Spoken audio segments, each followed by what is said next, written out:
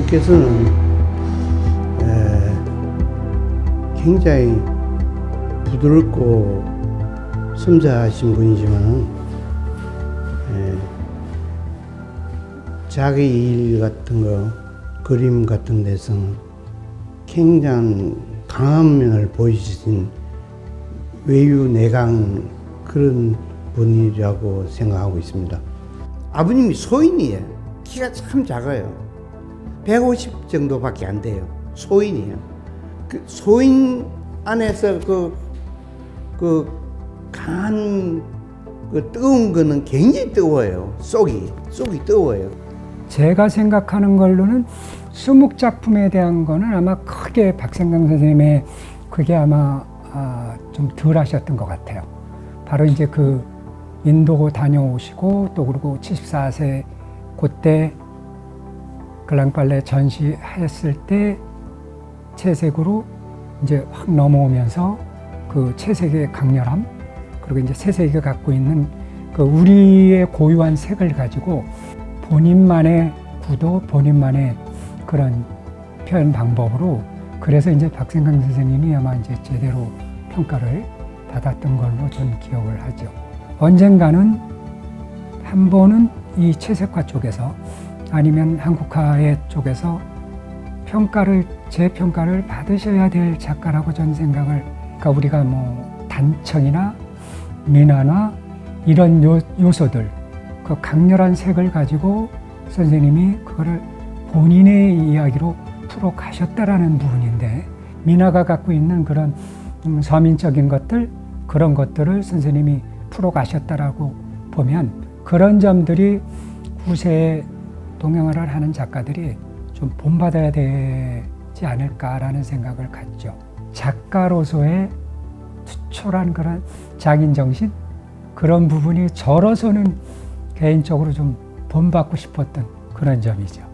뭐 꾸준히 작품을 해오셨지만 그래도 작가로서의 최고의 이게 나의 거야 라고 이야기를 했던 그게 바로 이제 말년에 70세 넘어서부터 나오는데, 조금만 그게 이어졌으면 그럼 지금 동양화를 하고 채색화를 하고 있는 작가들이 많은 거를 아마 선생님을 통해서 뭐 배우기도 하고 또 다른 좋은 작품이 나왔을 것 같은데, 그 점이 이제 조금 아쉽고, 그리고 그 치열함이 말년에 어떻게 보면 웬만한 그 동세대의 저기들은 한국화의 작가들은 명예와 부를 다 누리신 분들은 그냥 그 상태로 그냥 이렇게 작품 생활을 하셨는데, 선생님은 말년에 정말 치열한 자기를 드러내셨던 부분이었기 때문에 그래서 오히려 더 미술사 쪽으로 논해야 되지 않나 하는 생각이 들죠. 만약에 조금 더 많은 거를 보여줬으면 한국화가 갖고 있는 채색 쪽에서 더 많은 학생들이나 배우는 사람에서 길을 조금 더 많이 찾을 수 있었던 거고, 또 선생님 입장에서도 정말 내가 박생강의 작가로서의 더 넓은 그런 영역을 더 보여주시지 않았나 하는 생각이 드네요. 상대방을 상당히 배려를 하고 당신을 겸손하게 낮추시고 그러시는 중에 그 내면적인 프라이드는 너무너무 강하세요. 굉장히 그 역사의 말하자면 시대성, 역사의 수레바퀴라든가 이런 거에 타격을 받으셨던 분이라고 생각이 드는데요. 그 시대의 그 불운이 그분을 정말 그분다운 화가로서 이렇게 빛나게 하는 것으로 보상이 되지 않았나. 참 부럽고 또 우리 후대에게 좋은 작품 유산을 남기셨을 뿐더러 좋은 모습을 보여주시고, 박생광 선생님을 꼭 만나 뵙고 싶다 하는 생각을 간절하게 해서 벼르고 별러서 박생광 선생님께 전화를 드렸어요. 73년 개인전 제가 준비를 하면서 한국적인 거, 채색화를 통해서 한국적인 걸 표현하고 싶어서 그런 작품으로 준비를 하다가 박생광 선생님이 스님께서 68년부터 제가 67년에 졸업을 했는데 홍익대학에 강의를 하러 나오셨기 때문에 대학원생인 저는 박생광 선생님에 대한 정보를 들을 수가 있었어요. 근데 저는 그분을 알고 그분의 작품 몇 점을 보고서 굉장히 감각이 우리보다 젊은 저희보다도 앞선 것 같고 누구보다 앞선 것 같고 그래서 그분께 지도를 받고 싶다 하는 그 동경을 가졌죠. 72년 12월 5일 박생광 선생님 수유리 자택으로 찾아갔어요.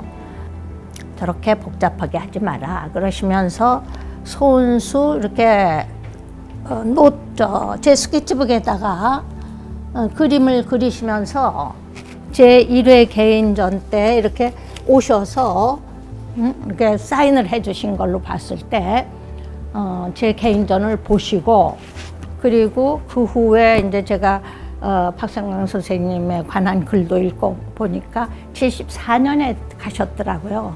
그래서 74년에서 75, 76년 그리고 77년에 한국에 오셔서 다시 개인전을 하시고 그러는 과정 중에 일본에 가셨지만은 제가 편지로나 또는 선생님께서 저한테 서신을 엽서를 보내주시면서 교류를 계속해요.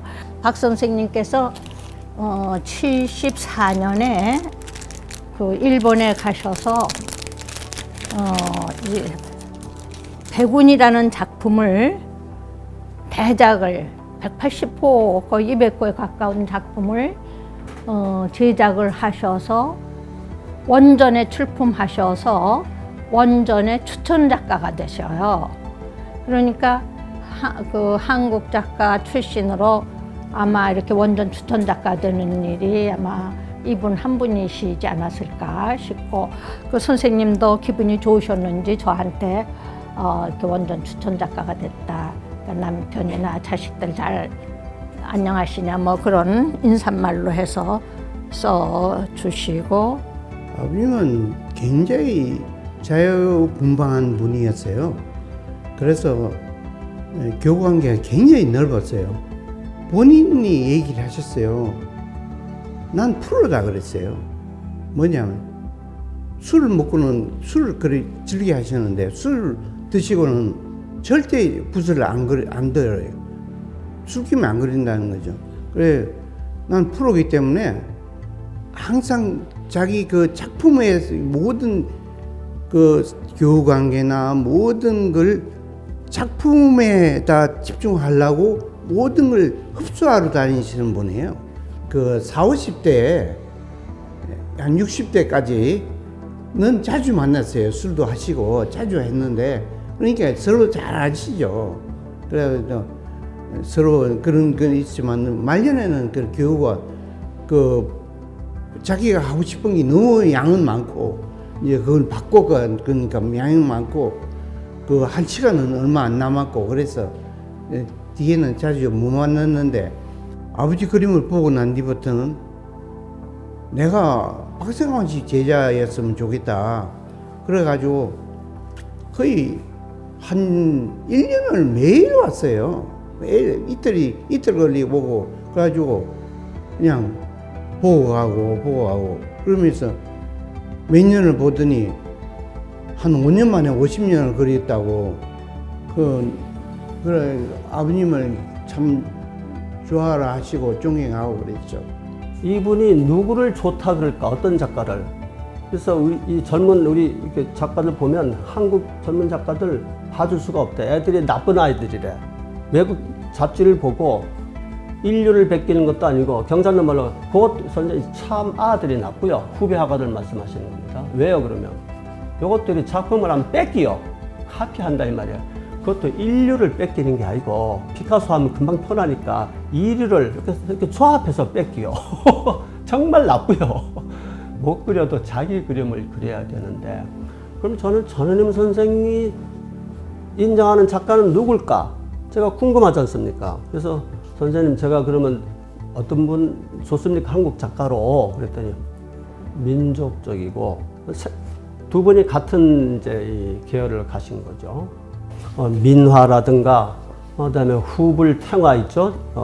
그런 거에서 전영림 선생이나 이 박생관 선생님이나 같이 민족적인 그림을 해야 된다, 독창성인 걸 해야 된다는 의미에서 생각이 같아서 보니까 저한테 추천을 하셨습니다. 두 분이 동양은 아니지만 한 분은 진주 분이시고 전영림 선생은 통영 분이시죠. 근데 나이 차이가 참 많이 났어요.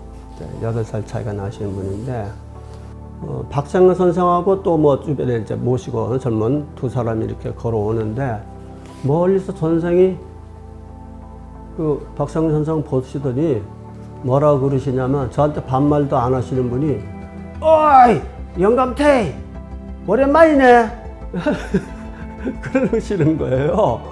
그 박생광 선생님의 교우 관계는 매우 넓었지만은 이 경남 지역 쪽으로 좀 활동도 있고 하다 보니까 통영에 그 전영림 선생하고 친분이 많이 두터웠죠.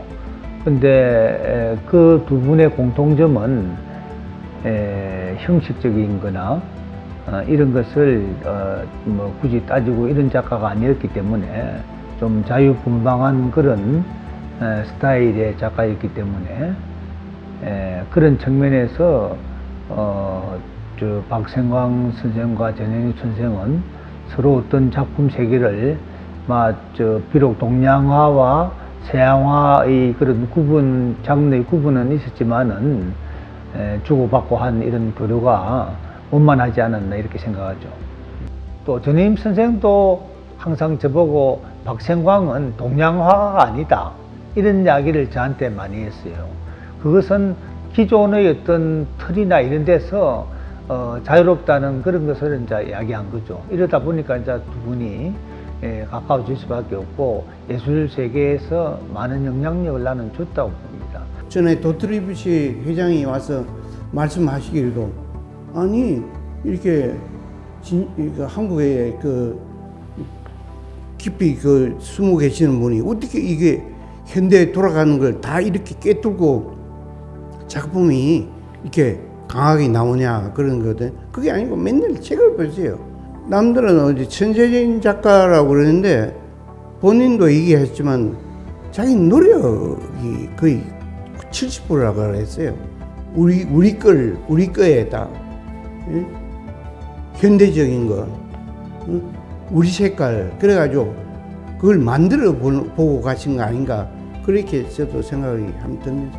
불란서 화가협회 도트리비시가 와서 보고는 아니 한국의 좋은 구석에 있는 사람이 자기네도 보여주지 않은 사람이 어찌 이 흐름을 자기네보다 먼저 가고 있느냐고 그런 얘기가 뭐냐면 모든 그쪽에 나오는 미국에 나오는 일본에 나오는 원래 나오는 월간을 보고 자기도 그 정진을 하고 있었던 거예요. 그러니까 그냥 깜짝 놀라는 거죠.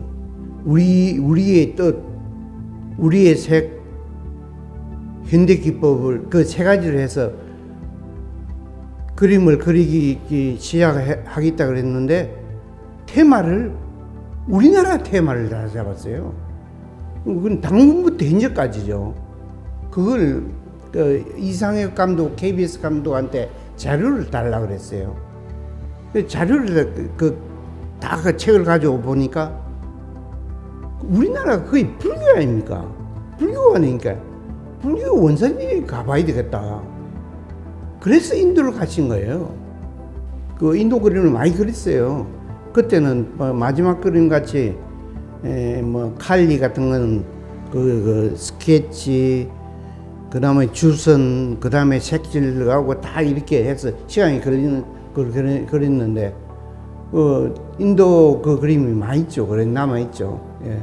박생광 선생님 처음 만난 건 뭐 그 전에 몰랐다가 일단 85년 저 그랑빨레의 그 박생광 전시회가 크고 헐면서부터 이제 처음 했었는데 그 전시회가 저한테는 되게 충격적이었었어요. 근데 소재 자체도 그렇고 그때 박생광 선생님이 작품에서 그 샹젤리제 그 한국의 오방색을 중심으로 걸려져 있던 작품을 보고 나로서는 굉장히 큰 충격인데 그게 얼마큼 좋은지는 몰랐었어요. 단지 한국이 그립고 한국에 가지고 있는 정체성이 두드러진 거에 대한 생각에 대한 자부심?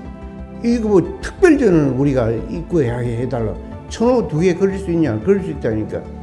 2달밖에 안 남았는데 걸릴 수 있. 이거 100호가 얼마 걸리는 게 아버님 거짓말했어요. 한 달 걸린다 그러니까 그렇죠. 그래 사실 이틀이 걸렸다고. 예, 그래 이게 새글새글 우습게 생각하고 싶어 그랬대. 도토리 씨가 와서 이걸 불란서 특별전을 마련하겠다. 그 100호짜리 10장하고 1000호 2장하고 특비 들어가는데 가지고 나서 너무 좋다. 왜냐면 자기 그림을 알아주니까 좋고, 응? 그걸 가만히 수일이 그 구석에 앉아 있는데도 응? 불란서에서 다 와서 그것을 해준다니까 더없이 좋을 수밖에 없죠. 그 샤그라고 만나게 해준다니까 그것도 생각생각 웃으시고 즐거워해서 저는 색으로 보통 작가가 돌아가 10년, 20년이 있어야 그 빛을 보는데 아버님은 뭐 살아생전에 뭐 남들이 알려줘서 좋겠습니다. 그러니까 그러게 하고 생각생각 웃으셨었어요. 이 그랑팔레에서 한국 대표 작가 다 갔을 때 서양 사람들이 볼 때는 이 박상근 선생을 포스타로 내세웠고, 저는 이쪽 미술관 관계자도, 미국의 미술관 관계자도 전임 선생을 자기네서 옮겨가서 하자. 그런 걸 볼 때 한국적이고 민족적이고 색이 있는 그림, 이런 거는 분명히 세계적으로 우리가 학술적으로 뒷받침을 하고 한다면 앞으로 미술관으로 뻗어나갈 때 해외 컬렉션이 되어야 되거든요. 한국의 아주 아이덴티티한 정체성을 너무나 잘 보여준 작품이었고, 그 다음에 서양, 이제까지 우리가 알고 있었던 서양 문법이라고 하는, 그러니까 원근법이라고 하는 것들을 서양식 원근법이 아닌 한국의 민화에서 난색과 한색을 나누는, 공간을 구성하는 방법으로 공간을 구성했다는 거, 뭐 그런 걸로 한국가 인상파에서 바로 아브스트로 넘어가는 중간에 한국 미술이 가장 약한 부분이 심볼리즘이라고 하는 그런 자생적인 부분이 빠져 있었는데, 박생광 선생이 한국 미술사의 그 심볼리즘을 잇는 그 소위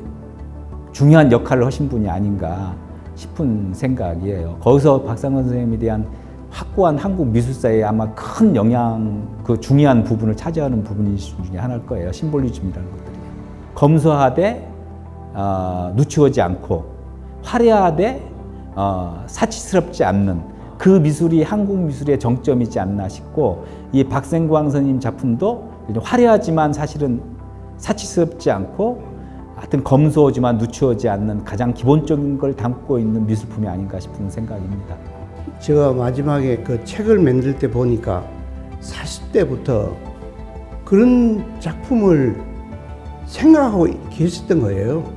왜냐하면 옛날 40대 스케치나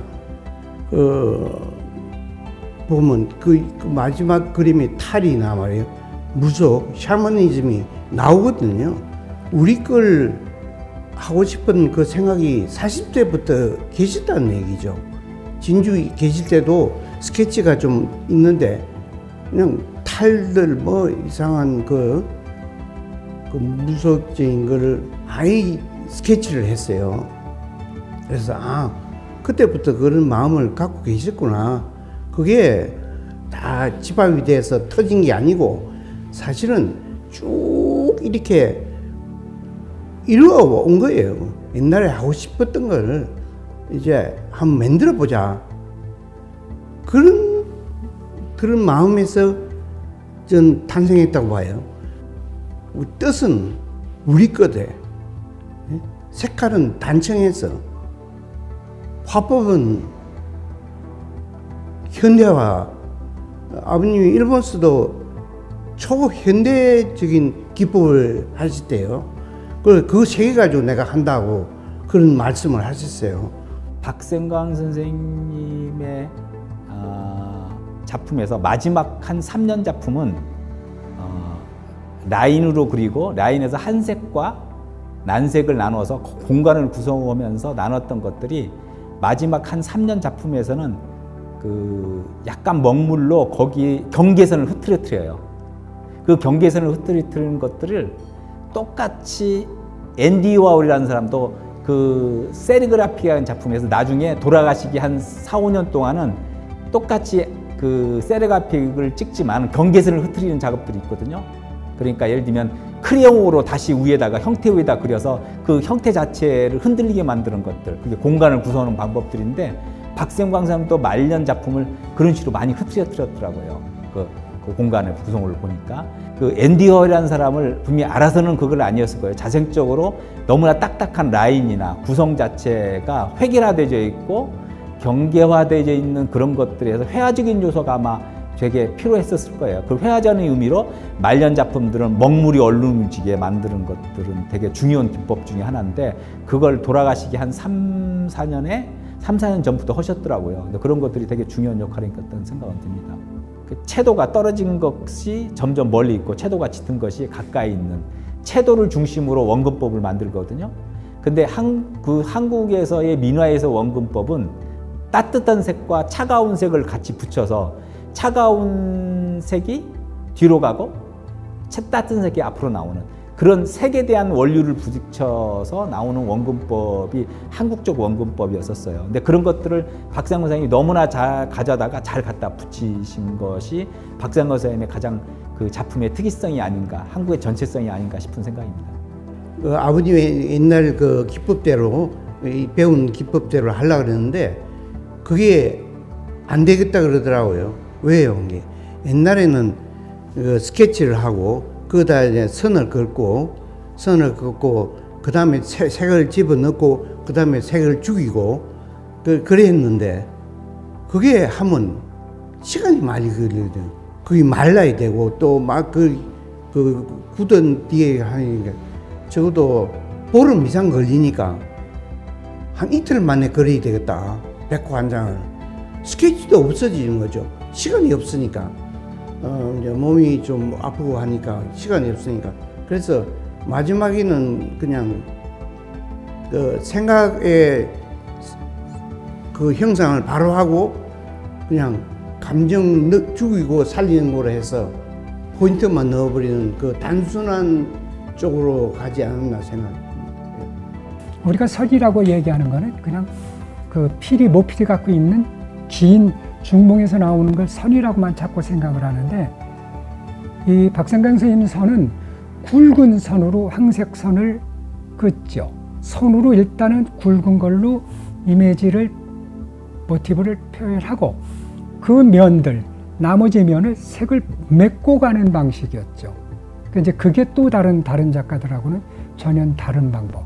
그러니까 동양화에서 선이라고 얘기하는 것을 늘 한 필에서 쭉 내리걷는 것을 늘 생각을 했는데 그 부분이 아닌 또 다른 선, 동양화가 갖고 있는 선이 이러한 것도 선이다라고 아마 이렇게 그림으로 말해주신 게 아닌가라고 저는 생각이 들어요. 수간채색이라고 하는 거를 개서 채색을 칠해 올라가거든요. 이렇게 칠해 올라가지. 그러니까 어떻게 보면 더 칠해 올라간다라고 생각하시면 편한데 박생광 선생님의 이제 그 표현 방식 중에 이 재료를 다루는 데 있어서는 상당히 좀 독특해요. 그러니까 그 얘기는 우리가 그 그랑빨레 전시 이전의 수묵 작품을 보시면 조금 이해가 가실 것 같아. 수묵을 그래도 많이 작품을 다룰 수 있는 분이었기 때문에 채색 작업을 하면서 그걸 절묘하게 혼합시켰던 케이스예요. 그러니까 채색이라고 그래서 채색부터 먼저 칠해 올라가는 그런 방법이 아니라 수묵이라고 하는 거를 뭐 발목을 시켜주고 아니면 뭐 떨어뜨린다라든가 떨어뜨려서 이렇게 얼룩을 지게 한 상태 위에서 그 위에 채색을 올리죠.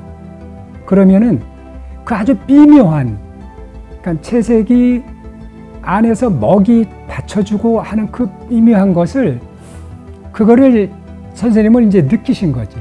그걸 찾아내신 거지. 그게 바로 박생광 선생님의 아주 장점이라고 보아지죠. 본인의 그 인생관이 딱 나와 있어요.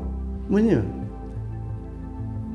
한 번도 같은 걸 안 그리고 좋다, 더 좋으면 더 좋은 거, 더 좋은 거, 더 좋은 거, 자기 좋아하는 스타일을 갖다 넣어가지고 딴 걸 만든단 말입니다. 그러니까 항상 다른 게 나올 수밖에 없는 거죠. 본인이 추구하는 스타일이 남이 이런 스타일 그린다 그러면 그런 스타일을 그린다고, 그거는 복사판이 있고 사진이 있는데 뭘 그러냐, 그런 얘기를 하셨어요. 그래서 평생을 그렇게 살아오셨어요. 같은 걸 안 그래요. 그래서 마지막에 우리가 했던 그 그림, 이 나온 그림도 뭐냐면 뜻은 우리의 그래서 당군부터 현재까지죠. 뜻, 그러니까 불교가 많이 나올 수밖에 없죠. 색은 단청이 우리 단청을, 화법은 최현대적인 자기의 화법, 그리고 믹스해서 우리의 얼을 그린 거예요.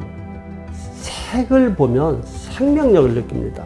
그러니까 우리 이 고객들이나 콜렉터분들이 이 그림을 집에 가서 좀 이렇게 걸어놓고 보시면 다른 그림과 차별화되니까 박생광 전현님 같이 민족적이고 색채가 있는 그림을 좀 관심을 가지시고 공부를 하셔서 왜 좋은지 깊이 있게 연구해 보시면 좋겠습니다.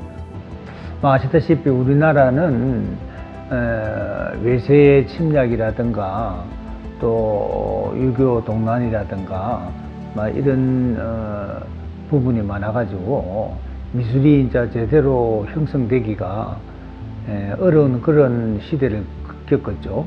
이런 속에서 자기만의 독특한 예술가를 한 10명 정도 선정한다면은 그 안에 박생광 선생은 꼭 들어가야 된다고 그렇게 생각하죠. 이 박생광 선생의 그 훌륭한 점을 요약해서 이야기한다면은 모든 이 점과 우리 한국의 전통적인 것과의 아주 성공적인 결합, 이렇게 단정 지을 수 있겠죠. 그런 측면에서 박생광 선생 작품은 박생광 선생의 작품의 완성도에서 그치지 않고 후학들에게 여러 가지 해석을 할 수 있고 후학들이 여러 가지 길을 거기서 발견할 수 있는 그런 좋은 과제들을 남기고 갔다는 데서 더욱 그 박생광 예술이 빛나는 걸로 생각합니다. 일단 외관적으로 봤을 때 다른 작가분들하고 확연히 다른 점은 이제 색채감, 그리고 이제 압도당하는 기분, 그러니까 작가 선생님의 그 기라고 해야 될까요? 그게 작품 안에 꽉 차 있어서 보는 사람으로 하여금 거기에 압도당하는 약간 그런 느낌이 좀 다른 추상 작가들에 비해서는 조금 더 독특하다고 느껴지고 있습니다. 그러다 81년에 터져 나오고 그것이 84년에 빅뱅처럼 터져 나오는 분이에요. 흥축됐던 게. 아이고, 자유자재의 그 형태 구사를 하시면서 채색도 그때는 이렇게 어떤 초월적인 경제계셨는지 기법 다 무시하시고 그 재료를 대담하게 먹하고 악유하고 섞어서 회화에 적용을 하시고 과거에 우리가 무슨 기법을 쓰고 이런 거 다 초월하시고 그냥 당신만이 만들어낸 그런 그 기법인데 그게 제가 보기에도 너무 부러운 게 그냥 칠하면 돼요. 뭐 악열을 몇 번 하고 100반을 뭐 하고 종이를 몇 겹을 붙이고 이런 거 아무 상관없다고. 그러니까 제작하는 그 시간이 적게 걸리고 그리고 막 쏟아져 나오는 걸 제작을 해야 됐으니까. 색이 강렬하다라고 하는 것이 정말 감히 저런 색을 쓰고 싶어도 쓸 수 없는 색을 강렬하게 사실 쓰셨거든요. 근데 그거는 정말 웬만한 작가는 쓰기가 어려운 그런 색을 쓰셨는데, 그렇다면 그걸 갖다가 그렇게 쓰시면서도 그걸 일반 관객이나 미술사 쪽에서 거부 반응을 일으키지 않았던 점은 뭘까? 그건 바로 선생님이 일본에서 공부하신 그 일본화를 어쨌든 배워오신 그게 내면에 깊숙이 잠재되어 있다가 그것이 이제 정말 말년에 표출해낸 게 아닐까라는 생각이 들죠. 앞으로는 이제 그런 부분을 조금 더 이제 연구가 아무래도 80년대 돌아가시기 전 5년간에 집중되어 있기 때문에 사실 그 앞에 박생강 선생님 작업들을 보면 이런 강렬한 색채감 말고도 추상적으로 전이 미술의 영향을 받아서 초창기 작품들은 추상적인 그런 작품들도 많이 하셨거든요. 거기서부터 다시 출발을 해서 조금 길게 단순히 80년대 작품이 아니라 선생님이 어떤 과정을 거쳐서 이런 집대성 하신 건지 그거에 대한 연구가 조금 더 필요하고, 한국 미술사에 있어서 그분의 어떤 발자취, 처음에 일본에서 공부를 하시고 다시 한국에 돌아오셨다가 이제 약간 좌절을 겪으시고 다시 또 일본에 가셨다가 그리고 다시 또 거기서 희망을 얻으셔서 한국에 돌아오신 그 과정을 조금 더 이제 좀 심도 있게 좀 따라가다 보면 연구적인 면에서도 조금 더 성과가 있지 않을까 그렇게 생각을 하고 있습니다. 저도 이제 자료를 접하다 보니까 중국 색채, 일본 색채, 그다음에 한국의 단청이나 탱화 기법을 많이 섞으셔서 그 본인이 원하는 색감이 나올 때까지 계속 이제 섞고 작업하고 또 섞고 이런 과정을 아주 오랫동안 그 연습을 하셨더라고요. 그리고 스케치에서도 굉장히 공을 많이 들이신 걸로 알고 있어요. 스케치를 수백 번 반복을 하신 다음에 그걸 다시 화폭에 옮기셨는데 그런 걸 보면 이제 단순히 선생님의 작품을 동양화의 틀로서 이해하기에는 좀 부족한 감이 있지 않을까 그런 생각을 하고 있습니다. 좀 긍정적인 면으로 보고 조금 더 박생강 선생님의 작품이 대중적으로 많이 좀 저변이 확대돼서 많은 분들이 보고 즐길 수 있게 됐으면 좋겠습니다. 그 작업 과정을 보면서 이렇게 느낀 것은 모든 일상사는 다 있고 또 그것으로서 벗어나가지고 그야말로 그냥 그 홀령만 남은 이런 상태에서 이 에너지가 마지막 할 때까지 본인이 마지막으로 추구하는 이 형상성, 이 형태나 색채 이런 거를 합친 형상성을 어떻게 마무리하고 가느냐, 여기에만 모든 에너지를 직결한 것 같은 이런 느낌을 작업하는 그 자세에서 봤어요. 그러니까 그야말로 한마디로 숭고하다고 해야 되나, 참 엄숙하다고 해야 되나, 그는 보편적 이런 작업 자세하고는 전혀 다른 차원의 그런 홈프를 태우는 것 같은 그런 것이 아주 인상적이었어요. 하고 싶은 걸 거의 다 하고 가시면서 내 이제 간다, 나팔 불고 가면 그 발 밑에는 마귀들이에요. 악귀들, 그 위선자들, 그걸 밟고 내 이제 그 나팔 불고 가는 그 우리 그 피리 불고 가는 거 있잖아. 그걸 그린 거예요. 내가 이제 간다. 웃고 가는 거예요. 그게 노적도예요.